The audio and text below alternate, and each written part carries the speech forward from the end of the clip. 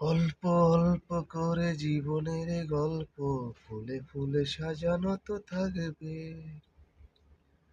কখনো হাসি আবার কখনো কান্না, সব মিল সব মিলিয়ে মিলে দুঃখের হবে। আসলে ভাই, জীবনে তো সব ফেসবুক, ইউটিউব, টিকটক সব জিনিসই দেখলেন, সব জিনিসই শুনেছেন। ফেসবুকের গল্প, টিকটকের গল্প, ভূতে ভেবেন সব জিনিসই দেখলাম, রিলস ভিডিও গুলো সব তো দেখলাম, সবই ভালো। আসলে আজ পর্যন্ত কিন্তু কারোর লাইফ স্টোরি, কেমন জীবনে কোনো গল্প আজ পর্যন্ত কোথাও শুনি নাই। আমার জীবনের গল্পটাই আমি আজ বলতে চাচ্ছি, কেননা জীবনের গল্প মানে অনেক কিছু।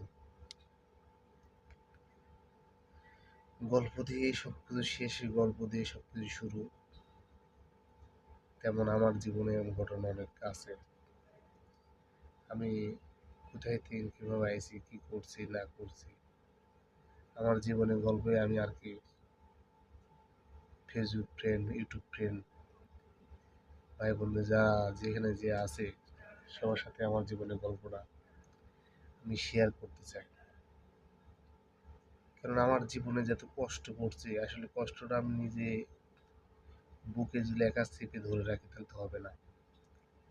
হয়তো আমি পড়াশোনা অতটা করি নাই, মধ্যবিত্ত পরিবার ছিলাম, অভাবের সংসার ছিলাম, অতটা পড়াশোনা করতে পারি নাই, এজন্য হয়তো বা এত আগায় আসতে পারে নাই। এই জন্য আর কি জীবনের গল্প তুলে ধরা মূল উদ্দেশ্য। আমরা দুই ভাই দুই বোন, প্রথম আমার বড় বোন, তারপরে আমি, তারপরে আমার ছোট ভাই, তারপরে এক বোন। মানে বলতে পারেন আমি দুই দুই নাম্বার। আমার ছোট ভাই, ছোট বোন অতটা কষ্ট অনুভব করতে পারেনি, কিন্তু আমার বোন, বড় বোন ওরও অনেক কষ্ট অনুভব করছে, তার জন্য আমি অনেক কষ্ট অনুভব করছি। কেননা আমার বাপ বেঁচে ছিল, তিনি আর পিতৃপক্ষে নাই, তিনি ইন্তেকাল করছে, আল্লাহ তাকে ব্যস্ত বাসী করুক, এই কামনাটাই আমরা করি। কেননা অভাবী সংসারের গল্প, আজ আমার বয়স প্রায়